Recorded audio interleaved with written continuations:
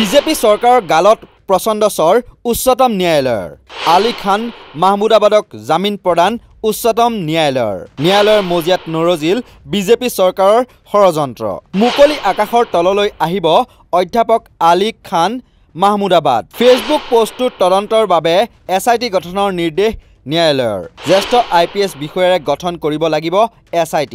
BJP চৰকাৰৰ সকলো ষড়যন্ত্ৰ উফৰাই অৱশেষত জামিন লাভ কৰিলে অশোকা বিশ্ববিদ্যালয়ৰ অধ্যাপক আলী খান মাহমুদাবাদে।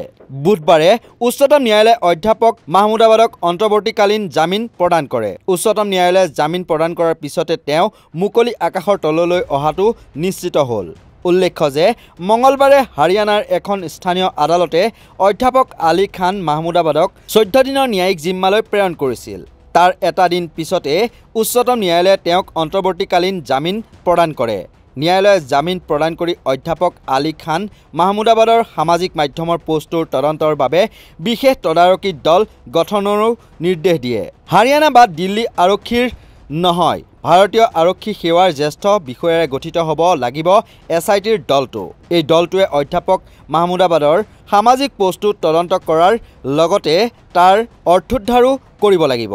উল্লেখ্য যে অশোকা বিশ্ববিদ্যালয়ৰ ৰাজনীতি বিজ্ঞান বিভাগৰ মুৰব্বী মাহমুদাবাদক দেওবাৰে দিল্লীৰ বাসগৃহৰ পৰা হাৰিয়ানা আৰক্ষীয়ে গ্ৰেপ্তাৰ কৰিছিল।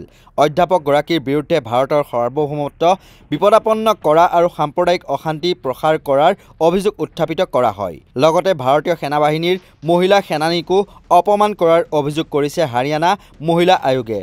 অভিযোগ কৰা হৈছে যে ফেচবুকৰ এটা পোষ্টত আলী খানে অপাৰেচন সিন্দুৰ আৰু কৰ্ণেল ছফিয়া কুৰেশ্বি আৰু উইং কামাণ্ডাৰ ভূমিকা সিঙৰ ওপৰতো আপত্তিজনক মন্তব্য কৰিছিল।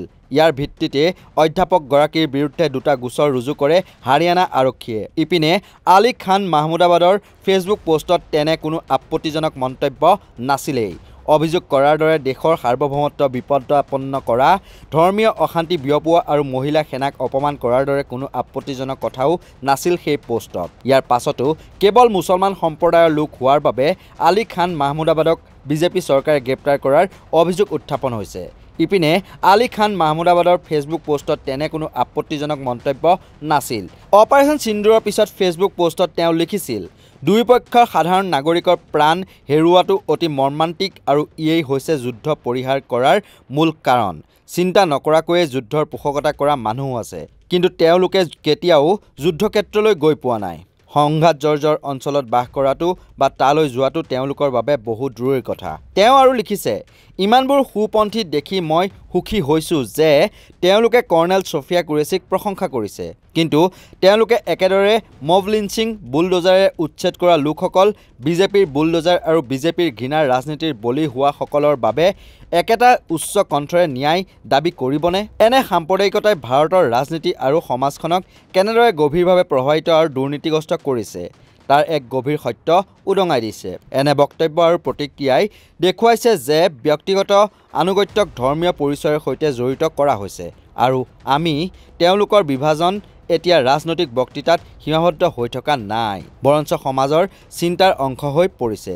অধ্যাপক আলী খান মাহমুদাবাদৰ এই বক্তব্যকে দেশ বিৰোধী মন্তব্য বুলি বিজেপি আৰু কেন্দ্ৰীয় চৰকাৰে দাবী কৰিছে।